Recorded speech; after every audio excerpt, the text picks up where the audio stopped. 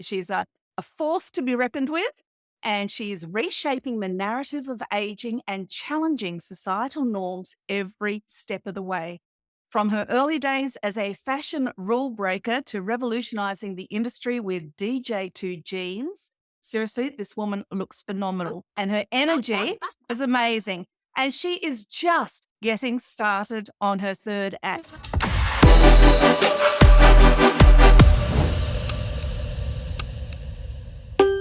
Welcome back to another episode of the Rocking Midlife podcast. And oh my gosh, you are going to love today's guest. I am being joined by Diane Gilman all the way from Manhattan. So welcome, Diane. It's great to have you here. It's exciting. My best friends just got back from a cruise on New Zealand and said it was breathtaking, It is. awe-inspiring. Yeah, I would have been there if I could. Well, you're going to have friends here next time you come. So there's a lot of ladies who listen in from New Zealand and Australia and all around the world. So Okay. we're excited to hear what you have to say. So really briefly, let me just tell you a little bit about Diane. She's a force to be reckoned with, and she's reshaping the narrative of aging and challenging societal norms every step of the way. From her early days as a fashion rule breaker to revolutionizing the industry with DJ2 jeans. I've got a jeans story for you, actually, Diane. I'll tell you that later. She's proven that age is no barrier to success. Now, people watching this on YouTube are going to be absolutely gobsmacked when I say this. And if you're listening to the podcast, I suggest you run over and have a look. Diane is 79. Seriously, this woman looks phenomenal and her energy is amazing. And she is just getting started on her third act, which I just love. And her mission now is empowering women to embrace aging with confidence and vitality. And already, Diane, you just exude confidence and vitality. Thank you. So please tell us about yourself. How did you end up in this place of empowering women now? Just give us the nuts and bolts of the Diane story. Okay, so I'm going to go forwards a little bit just to go backwards. I was in fashion for 60 years. I was on the Australian network, TVSN. I was on QVC internationally. I was on Home Shopping Network nationally. I was on the Shopping Channel out of Toronto. I was everywhere and I was traveling constantly. Had breast cancer. Wow. 2017 diagnosis, Christmas Eve, had to make a dramatic. Goodness. Went through 2018, 2019, and came back with a different attitude about what to do with my time in my life. And the bottom line is, 2 weeks ago, I was chosen by MSNBC as one of the 10 and the only silver-haired influencer disruptor of 2024. As that's number 3. I don't even. Congratulations. But now I'm going to just segue back. Yeah. Can I just say, though, an award like that, Influencer of the Year at 79, oh my gosh, aspiring goals right there. Love it. It was, the part of it, honestly, that was hilarious was at 79 and almost 80 to be called a major disruptor. And I just, there was something about that was so rebellious. Yes. At the same time, so evocative of my youth that I think that tickled me more than anything. Oh yeah, I'm going to go around disrupting things. But then when I look back on my life, I was a disruptor when I was 3 years old, and my parents wanted to know why I didn't play with my rubber baby doll, but instead was cutting out cloth. I would ask my mother, do you have any old linen towels? Do you have any old washcloths? And I would cut and make patchwork skirt for my baby doll. Other little girls were playing with dolls, which I thought was completely stupid, and playing with a piece of rubber. Yeah. But I'm designing for it. And when you are a child and you are born to do something, and your destiny is made that insistent and clear to you, but you're born into a family that does not believe in that, believes that you follow a societal code, which 1945, I was born. So in the 50s, I'm growing up. The Yeah. societal code is there's no career women. There was never even that wasn't even a title. And quite frankly, there were no female fashion designers. Mm. They were all male, like Yeah. Dior, Balenciaga. And if you were an assistant, chances are you were an assistant all your life. You Yes. you never rose above that. That was just what you did. So I became a disruptor at like 3 years old, and I would have these massive arguments with my parents about, no, I don't want to play with dolls. No, I'm not like other girls. No, I don't care. I want to be this. I want to do that. So one day, I'm about 6 years old, seven. I'm in a grocery store with my mother. And there weren't even supermarkets back then. So there's magazines, and at that time, 17 magazine was really big. There's Colleen Corby, teenage model, weekend in New York. Okay, so Colleen Corby, it has to the back of her the Empire State Building. She's on Fifth Avenue. She's in a beautiful fur coat, which was totally PC at the time because there wasn't. Yes. And I tagged up my mother's coat and I said, "Do you see her?" I said, "I'm not going to be a model. I'm going to be a fashion designer. I'm going to live on Fifth Avenue. I'm going to see the Empire State Building. I'm going to have on a mink coat and I'm going to be famous." And my mother's like, "Yeah, right."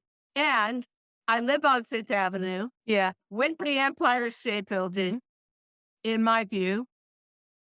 And a lot of my dreams came true because That's I amazing. just stuck to them. Mm-hmm. So I go on and on. My parents will not fund me to go to a school that teaches fashion design. They won't even let me have a sewing machine. They are, oh, yeah, their entire attitude is this is my entire childhood was, why can't you be more like your cousin Nancy? She goes to college. She meets a doctor in pre-med.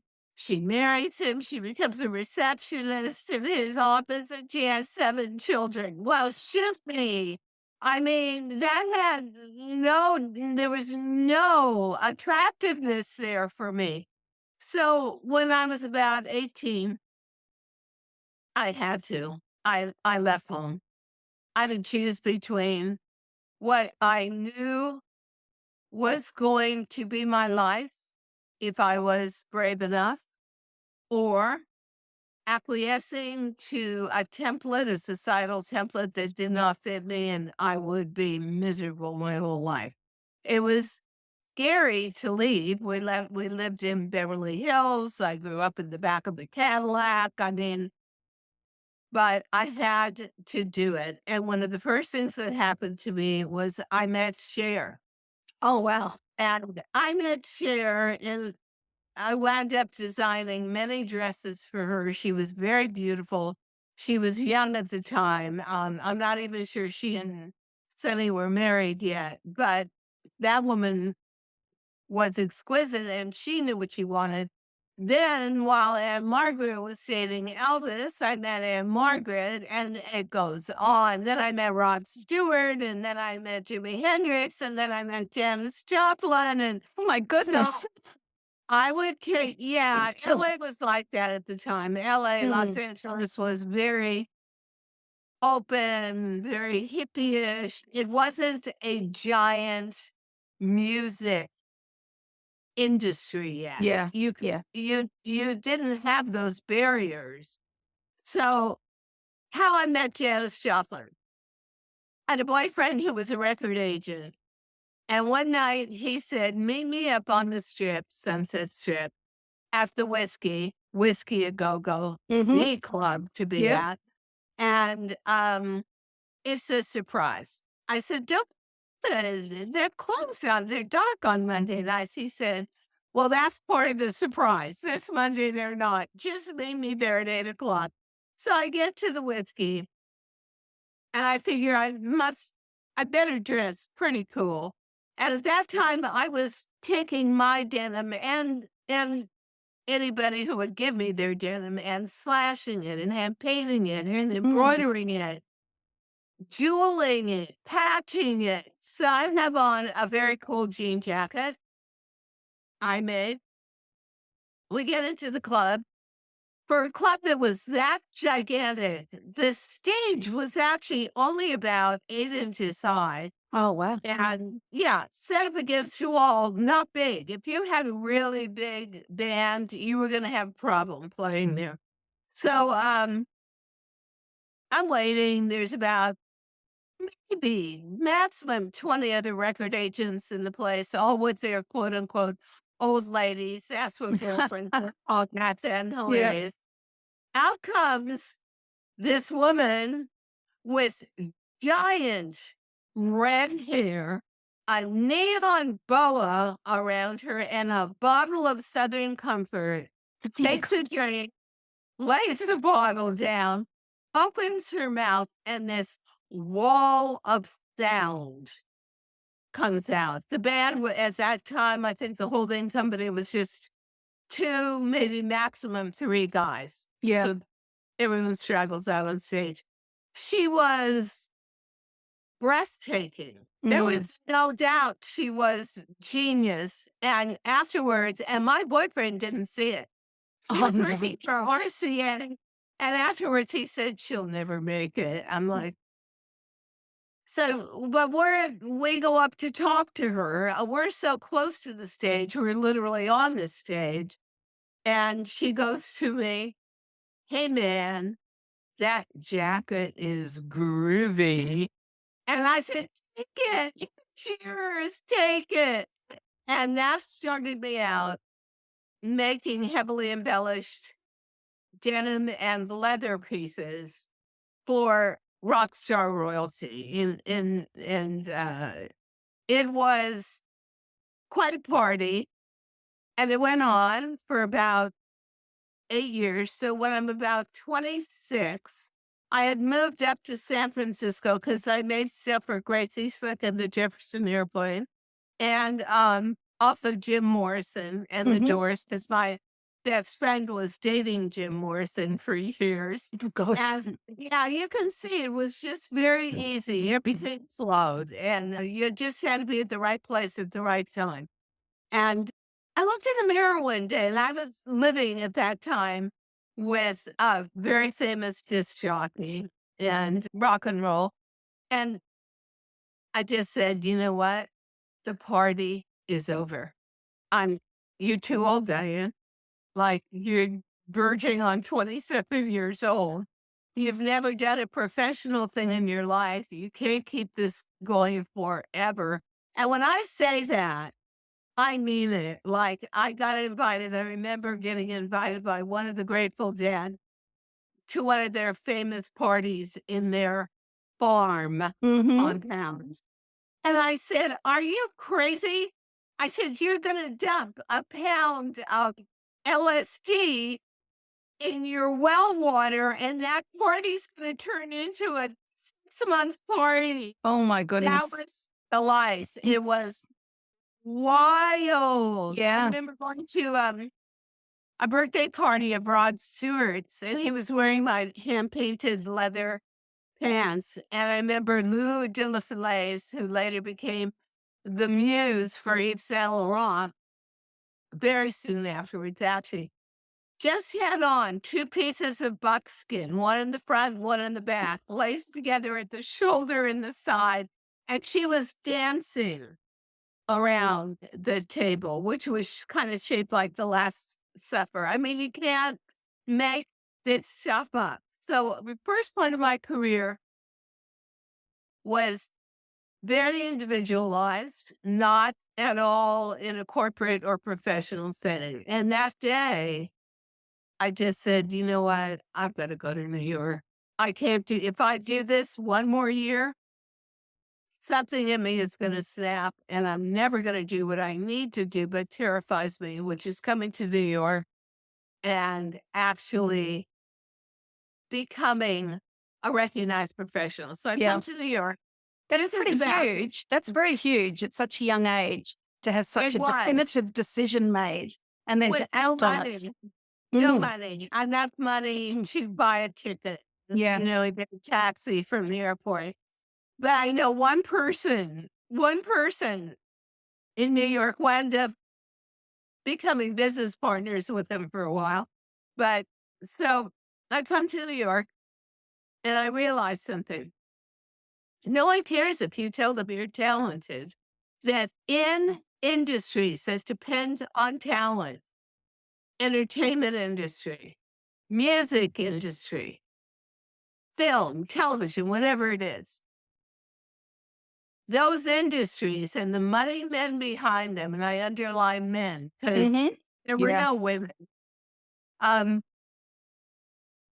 Actually, talent, they view it as the most dangerous that they could ever make. They don't believe in talent. Well, it got to a point where I understood how to get their trust. And that was, I was going to have to do something that made a financial Yeah. brouhaha in the industry. And that was going to open their eyes. So in the meantime, I knock on 1,000 doors, 1,000 doors slam in my face. So I'm going to starve to death. So I have to get a job. I'm a cocktail waitress at night at Max's Kansas City, where Andy Warhol and the factory. So I Oh, got to wow. know those people. But during the day, I work behind the old lady's girdle and bullet bra counter. Oh my Now, gosh. nobody who came to New York to be a famous fashion designer could have a more depressing Yeah. job. It was horrible. But one day I see the fashion coordinator and I recognize her from Women's Wear Daily scooting across the second floor. And I just sort of go up and stop her and say, "Hey, designer collection. I sell it to you." And she's like, "Oh my God, my day wasn't bad enough." So she basically put with me like 10 months later. It was about 2.5 months later. Tells me, emphasizing 15 minutes. That's all I have. Yeah. Looks at the collection. I sewed it on myself. I bought a little Singer sewing machine. I even quilted my own fabric. Oh gosh. Yeah. And she said, "Wow, I'm calling the president." And I'm thinking, what, you guys are going to drag me out of the store? And she said, "No, we're buying this collection and we're buying it big." And they did. Wow. They bought, at that time, what was considered a big order, $100,000, at which point I burst out in tears and said, she said, "Why are you crying?" She was so over it. And I said, "I to produce this, I sold everything myself by hand. I thought you'd buy one or two of a design." Nope. So they funded everything. They bought the Wow. fabric for me. They paid for the labor. They paid for the shipping. They were unbelievable. That was a store at the time that truly respected and believed in talent. Yeah. Okay. Then I get every window of the store for Spring Fashion Week and 2 weeks worth of double trunk, full double page ads introducing me to America fashion. And that was 19, maybe 74. By 1978, I was literally in every department store in America. I had, at the time, there were 20 department stores in New York City. Hard to believe now. And I was, I had every window of every Goodness. store. Goodness me. So now eyes are open. Now people are willing, to take a chance. And I'll never forget, somebody gave me the best line ever: money makes blind men see and deaf men hear. And so now, okay, so I set my sights on getting a partnership with the guy that's just finished being partners with Tommy Hilfiger. Mhm. Um, and I get it. And one day, now just because you get a partnership doesn't mean they're going to treat you fairly. And the first thing is you're a woman.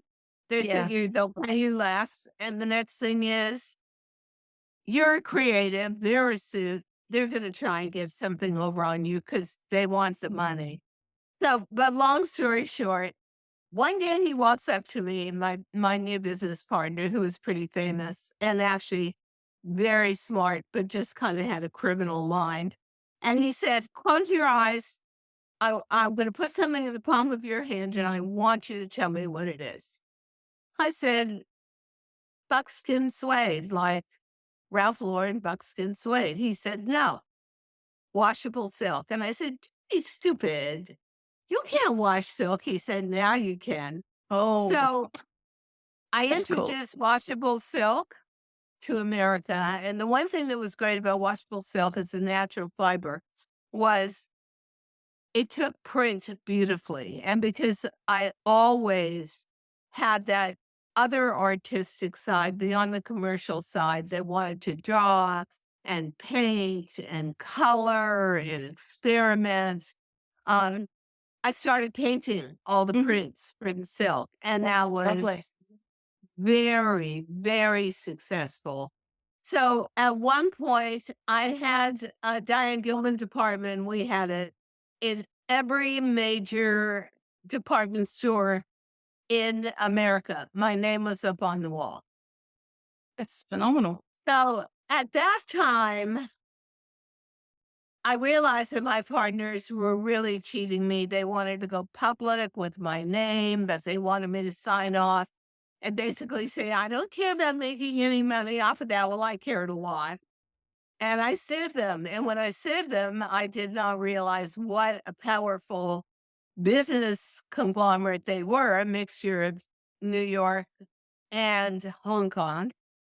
And I spent about 3 years just commuting back and forth to Hong Kong, just lived in the Peninsula Hotel, which let me tell you wasn't bad. And I suddenly couldn't work because I was in this lawsuit. And they were not gonna cave in, and they seemed like they had endless amounts of money, and I'm gonna be starving to death soon, and I'm freaking out. And I'm thinking, what do I have to, like, go back and be a cocktail waitress? I'm not trained for anything. And the phone rings, and this voice says, "Is it Diane Gilman?" And I thought, "Yeah," thinking, "Who is this?" She said, "Different Scout for QVC, tele-retailing. And we want you on air with us." And I said, "Come on, who is this? I mean, really?" She said, "No, it's a real never talent scout." And I said, "Well, you're a little bit too late. And I'm in the middle of a lawsuit and I can't put my name on a label." And she said, "That's the problem. We've got lots of talent like you in the middle of lawsuits. We'll just call you Diane." So that was it. And I got on, and I had been camera shy my whole life. I didn't like photos taken of me. I felt uncomfortable. So it wasn't like I was exactly over the moon with this. But once I started to see the selling power, Yeah. I thought, wow, you could really do a lot with this. And I don't need to even finish up this lawsuit, although I'd like it to end. And then after a year on QVC, and it did end, I went, I decided to hop onto the smaller channel, Home Shopping Network, but I cut a deal with them that they would give me full creative reign over my own brand. Wow. I Yeah. knew if I could put my ideas out undiluted, not going through a whole maze of corporate whatever, that I I thought I think I could really do this. And then there was a point at which I fell in love with the camera, fell in love with the communication. Um, so life goes on, da da da da da da, and I'm right there in the top 10 always of performers on tele-retail. I'm good. I'm doing washable silk, but washable silk was not something I wore. Washable silk was for, there was a time in America and everywhere where it wasn't a two working household family. In other words, the wife didn't work. Yeah. Now Yes. suddenly it was corporate clothing, that was washable silk, but it was softened up by the texture of the silk, the lightness of it, and also the prints. I didn't really want to do that anymore, but I couldn't exactly walk away from it. And at 52 years old, I became a widow. My husband died of cancer. Was going through the change of life. I gained like 80 pounds. I was a mess. And I couldn't wear jeans anymore. And even after I started to lose the weight, I couldn't wear jeans anymore. My body was shaped differently. So for about a year, and I still flooded on TV. For about a year, I spent every Saturday or every Sunday shopping denim category killer stores. The Gap, Old Navy, you name Mhm. it. I never find a jean that fits. And very often, if I'm shopping in one of those stores, a little sales girl will walk up to me and say, "Man, I think you're too old for this brand." Yes, thank you. Oh my So goodness. one day at about 58, 58 and a half, I had just had enough and I thought, wait a minute, you've still got professional sewers. You've got your own design studio in Manhattan. Just go out and buy 3 yards of denim, take your measurements, and make a pair of Make some jeans. jeans. Yes. I felt so punished for not getting to wear jeans. And this was the age of Britney Spears Mhm. in all her denim glory, and Yes. the low Yeah. riders, which I wasn't going to make, but the low riders. And then Balmain comes in with all the embellishment and Dolce Gabbana. I remember seeing a Dolce Gabbana jean for $12,000. Oh my That was goodness. fully embellished. Yeah, I was in Milan working. So I make the jean and I'm pudgy and I'm middle aged and the weight is all through my middle, big spare tire. It's in all the wrong places. But I'm wearing a jean because we made it to fit my post with the puzzle body. And I'm walking down 34th Street in Manhattan. Two young guys are in a manhole from Con Edison Electric Company. One of them pokes his head up and says, "Hey, man, you got it going." Well, now How I'm cute. 59 years old. Okay, Yeah. so that made my month for me. That was Uh-huh. like unbelievable. I'm no longer invisible to men. I'm reconnected to my youth. I'm feeling much better about myself. I mean, it just had a million psychological benefits. And then I had one of the biggest light bulb moments of my life and said, if you love it, millions of women are going to love it. So Absolutely. now, with just one jean on my body that I wore for years, every day, loved it, Yeah. I start to try and sell the idea. And here's what I hear. Who wants to see old fat chicks in skin tight pants? Nobody. I was told basically it was the stupidest idea on earth. But then at HSN, and now I am number one.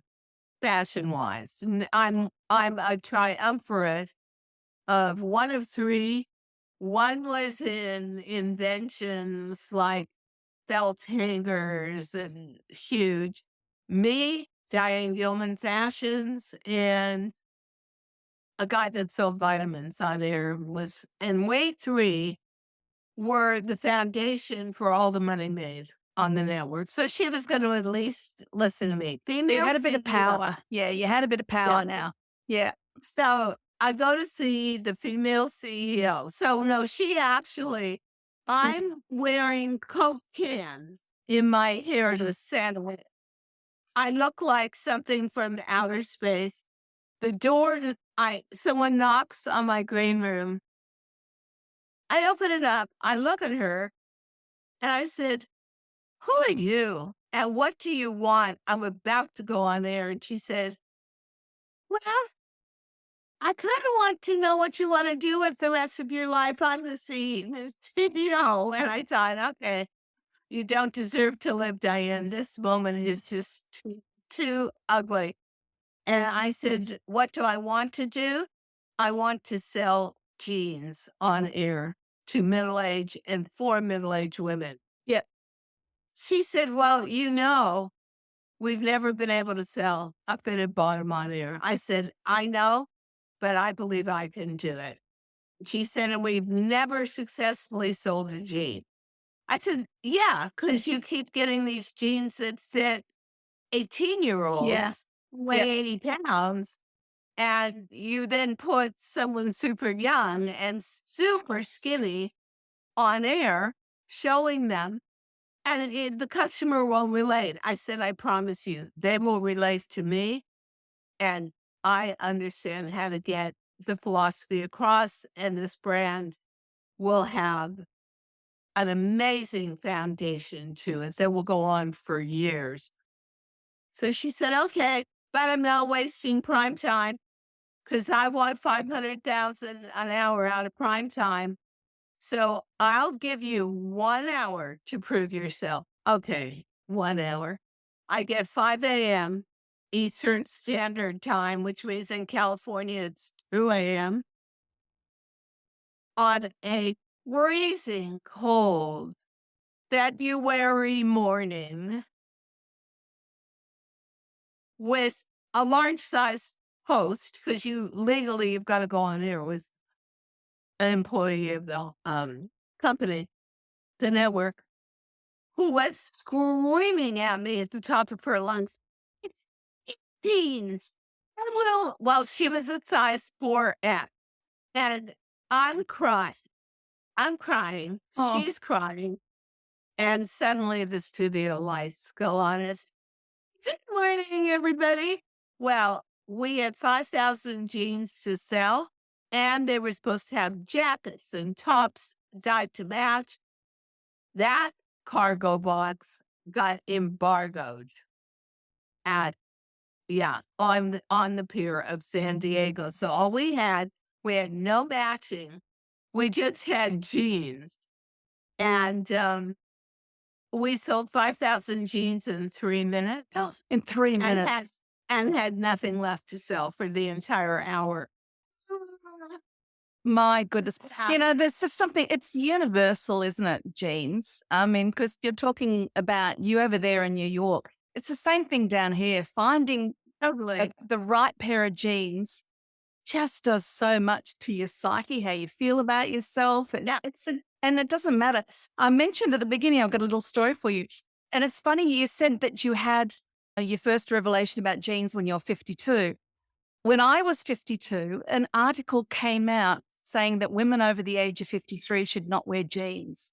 This was a Yeah. few years ago. And I remember reading that article and I was so horrified because I was coming up to 53. And honestly, I live in jeans. That's my go-to Me too. clothing. Yeah. If I'm not in leggings at home, I'm in jeans. And so I thought, oh, I don't like this. So I did a call out to my online group, Rocking Midlife, and to a sister group called Forever Fierce. And I put together a little video. We had 100 ladies from the age of 40 right up to late 80s, all picked from all around the world. all wearing their pairs of jeans, and it was really cool. Oh, And it ended up being picked up by national media here. So I did an interview on one of the breakfast shows and was in a newspaper thing. But yeah, it was exactly that thing about women being told they shouldn't wear jeans after a certain age. Like, what right has anyone got to tell us, we women who are in our 50s, 60s upwards, what to wear, who to be, how to look? So, especially yeah, with most of the people telling you that are not in fashion, have yeah, no idea at all. They probably are men. And true. so it was such a success, and it was so obvious that the audience had been waiting for it forever because the classic tele-retail audience that buys off of TV is about 55 years old and upwards. I then went and knocked on the door of QVC International CEO, and I said, "Look, we were selling literally between 35 and 50,000 jeans a week, Goodness week me. after week. We couldn't keep up." I said, "You've got the international business HSN doesn't have. Please give me a chance in Europe, and let me start in a country that speaks my language, UK." Yeah. Went to UK, sold out. Number one fashion personality. Milan, number one. Paris, opened Paris for them with the first big shows. Went on to Germany and Dusseldorf, Australia, TBSN, Toronto, Canada. It's amazing. And cruising right along there, we shot to $100 million a year at retail company and stayed there. And the brand was iconic, and I knew how to grow it, and it was great. And then something was wrong, and I knew it, and I didn't want to deal with it. And my career was always my first priority and my love. And I had to go to the doctor one day, but Mhm. just a little female problem. And I said, "Do me a favor. I know you're from the waist down, but take a look at the waist up. I'm getting this aching in my left breast." Mm. I saw the look on his face. Oh, And God, whoa, this is not good. And he said, "You've got to get to an X-ray center right now." And I said, "I can't. I'm on a plane. My suitcase is out in your lobby. I'm on a plane to Milan this afternoon." That was always my excuse for mhm. self-care. Was I don't need the care. I'm healthy as a horse. Someone else might need it, but I don't. Okay. So he said, "You've got to promise when you come back, you're going straight to a sonogram." Mhm. I came back Christmas Eve of 2017 and went to get a sonogram. And the woman literally said to me, "It's hopeless. You've got cancer everywhere." Well, she'd only done a sonogram of my breast. So, I mean, I had to assume, hopefully, she was just talking about my breast. And then the piece of luck that somehow always is the back end or the front end of every story I tell. I went back to tell the doctor, just call him up and say, "She was hopeless." And he said, "Don't be stupid, Diane. It's 2017. Nothing's hopeless." But I have to get off the phone right now. And I'm like, "Yeah, of course. You've got a family. It's Mhm. Christmas Eve." He said, "No, Dumbo." He said, we're sailing on a cruise out of New York, and I'm going to lose you in a minute. And I've got to call my best friend, who's had a breast cancer surgery for all of Mount Sinai Hospital, a huge hospital system Mm. here, very upscale. And that's who's going to take care of you." Who knew? So she knew me from television, and she said, "Women like you always do the best in treatment." She said, "You have worked your butt off your entire life, and now this is going to be some more work." Okay. That's The gift encouraging. her- I was super encouraging, and she Yeah. was incredible. So I responded, "I have to go into treatment, have to say goodbye to my audience first." And I said, "Look, I'll see you in about a year. Why? I've got a second job." saving my life. And I've just got to leave you for a while. I was back on air in 9 months. I mean, there was no way I was going to get a year. I literally got off a radiation table with a suitcase, got on an airplane, and Thanksgiving Day, which has huge viewing power. Everyone's home eating, right? Of course. And then go out to watch football. Yeah. And you go into the bedroom and watch whatever. So I look terrible. I don't feel really great. I don't feel bad, but I don't feel good. I have virtually no hair. And I walk out on stage. And do you know, I never said, I virtually never said anything beyond hello. I missed all of you so much. The amount of customers calling in to wish me good health and good luck was so overwhelming that their phone lines. Oh, how lovely. It gets better than that.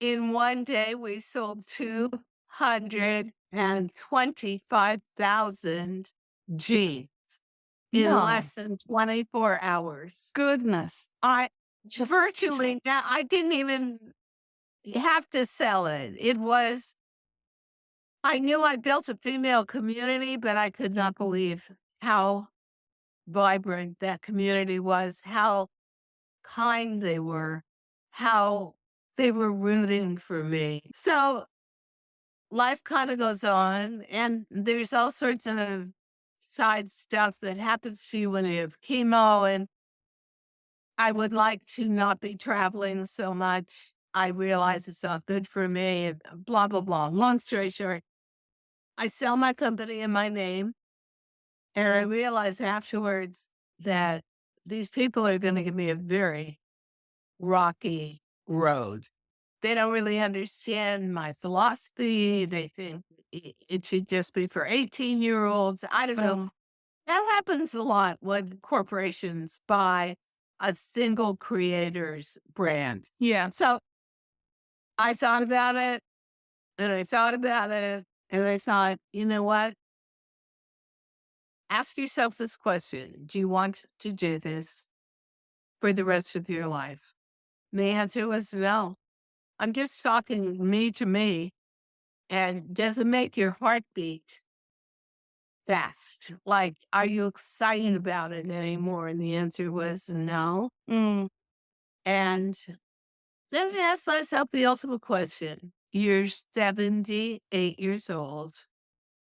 Are you willing to walk away from everything you've known for almost 60 years, 30 years on air, being number one, being titled the Queen of Jeans? Are you willing to walk away from all of that to seek something out that is going to make your third act, your final act, your legacy, something you're excited about, passionate about, and proud of? And I thought, deep breath, okay, do it.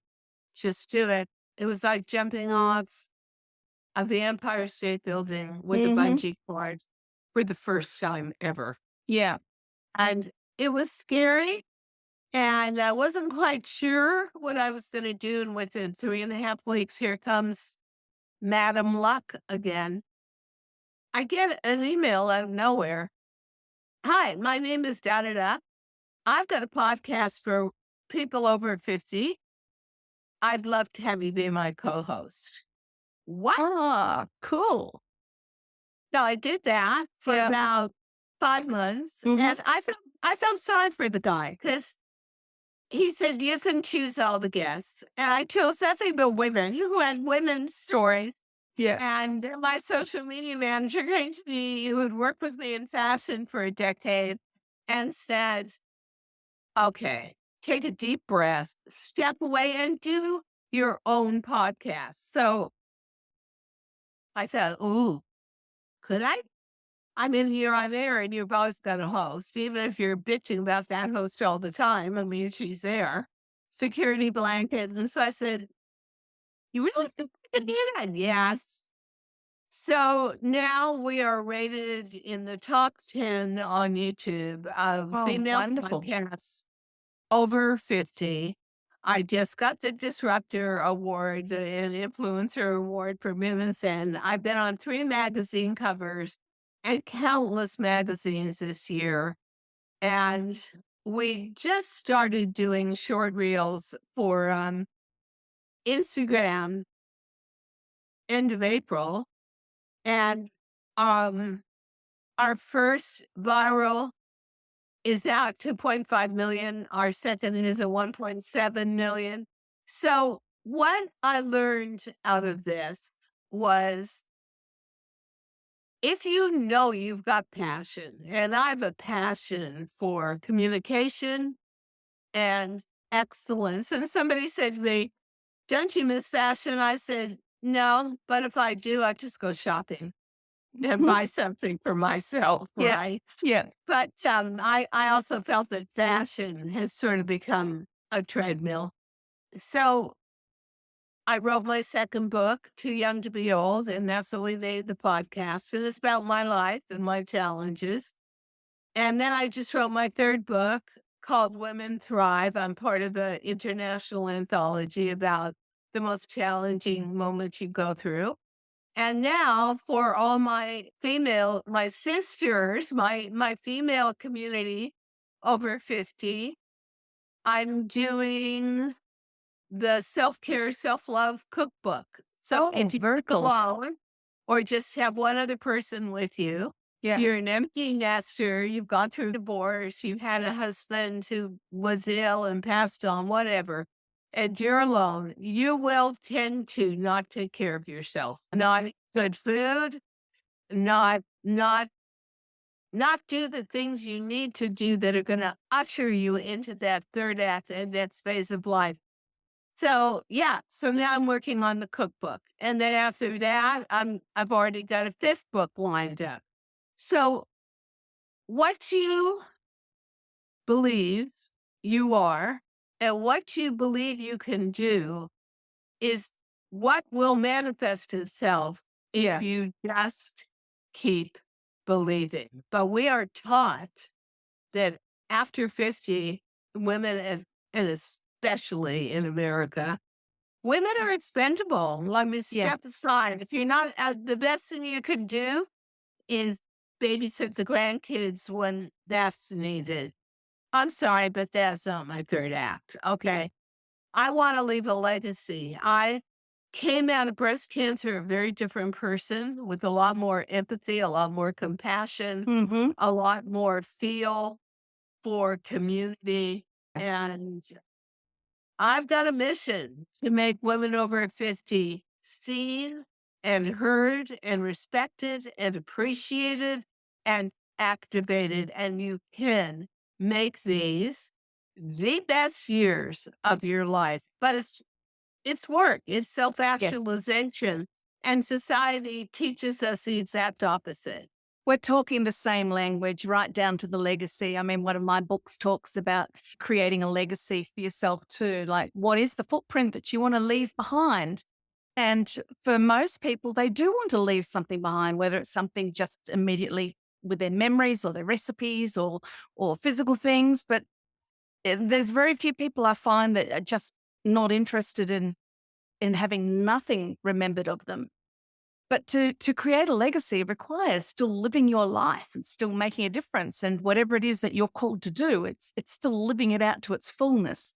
And I love that that's just what you're still doing. I mean, we say it all the time, don't we? Age is just a number, but it really is something that we can choose to wear and be hampered by, or embrace it and live it to the fullest. So, when you're saying you're 79, I just see this incredible energy and vibrancy and everything. Whereas another person might say, oh, they're 79 and they're withered and they've given up. And It truly is up to you. And I will say yeah, this. It's a different landscape for sure. You have to work a lot harder to yeah, be healthier, but make it interesting. You may have had a life that focused on a man, but look at it this way. Now it's your time. That's right. And Yeah. I always look for all these heartfelt stories, and I have to look back on breast cancer with a big thank you, Mm-hmm. because nothing short of breast cancer would have stopped me dead in my tracks and said, take a look at yourself. You're number one, but you're miserable. You're always aggravated. You're always jet lagged. You're always just dragging yourselves into performing. Nothing else would have done that. And then once I understood that cancer didn't matter, that I was the queen of jeans, it didn't matter that I lived in a penthouse on Fifth Avenue. Yeah. It didn't matter that I had 100 Gucci loafers. I was just part of a community of women dealing with and battling the same obstacle. Once I understood that, and once I came out of it, I've lived under an umbrella of gratitude and thankfulness every moment. And the only thing I would say to anybody out there is remember one thing: you can step away from center stage and maybe you're going to lose some money. You can always earn that money back. You may lose a man. You can always find another man. But time, you Yes. can never get time back. So use it Use it. Yes. wisely, use it productively, use it from the heart. Mm-hmm. And that's how I live my life now. And it honestly is a glorious life. Beautiful. Absolutely beautiful. Thank you. We're going to have to wrap it up now, which is such a shame. I'd love to hear you keep talking and telling more stories, you know? So I think we may have to do a part 2 down the track, I think. But look, thank you so much for talking to us, Diane. Pleasure. Just your energy is just absolutely inspiring. And when your next book comes out, more. Cookbook will be out towards the end of March on Amazon. So that'll be a good time. And if you love to eat as much as I do, we can share some recipes. That sounds great. Time for Easter, it'll be perfect. Perfect. That sounds a wonderful plan. Look, everybody, what an amazing lady. I hope that you've really enjoyed listening to this. Please make sure you go over to Diane's sites. I'll have all of her links below. Make sure you get in her newsletter, grab her book, and just be inspired to live your life to the fullest and with intention and to make a difference in your world too.